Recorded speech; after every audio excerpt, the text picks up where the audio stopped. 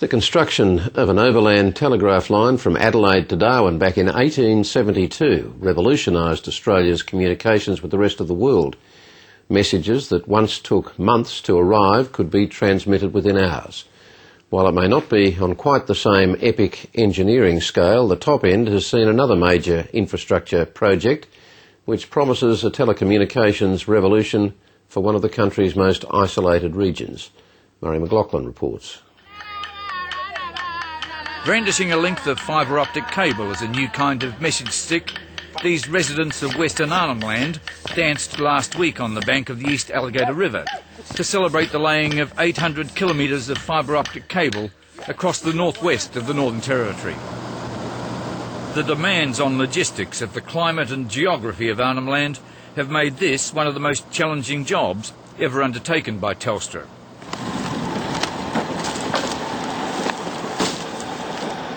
Up to 4 crews, each of at least half a dozen workers, have been cutting a swathe across Arnhem Land since mid-August. The fibre optic cable is buried 1.2 metres below the surface. On a good day across the easiest ground, the job advanced up to 4 kilometres. Over rocky ground, progress slowed to less than 1 kilometre a day. It's clearly physically challenging terrain, so tough for the work crews who are out here. It's the most environmentally and culturally sensitive piece of Australia. Aboriginal owners had to give permission for the cable to cross their country. Not before they carefully considered the benefits the job would bring. And when message came around about Telstra putting this new line and new ways of having Telstra behind this doubting mind of people like myself. And I sat down for a bit more than months and I thought about it. A month ago, Jacob Nyangul was on duty at the East Alligator River to supervise the drilling of a pipeline which carries the fibre optic cable below the riverbed. The river divides Kakadu National Park and Arnhem Land.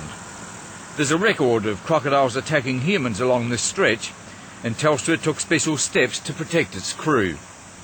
There's a lot of crocodiles here, so we've got the croc spotters, the traditional owners. We've got Kakadu National Parks here, making sure that it goes in the right spot, and on that side of it, and the croc spotters are supplied by the national parks as well as the traditional owner group.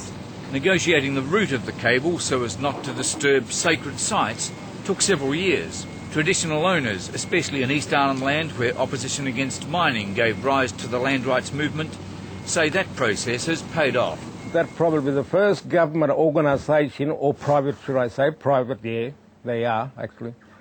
Private organisation has actually done a better consultation work than any other government or private organisation. The fibre optic cable will connect 8,000 people in Arnhem Land to high-speed broadband at the end of this year. Another 2,000 will get access by the end of next year's dry season. Most use of the new service will be made by schools and health centres.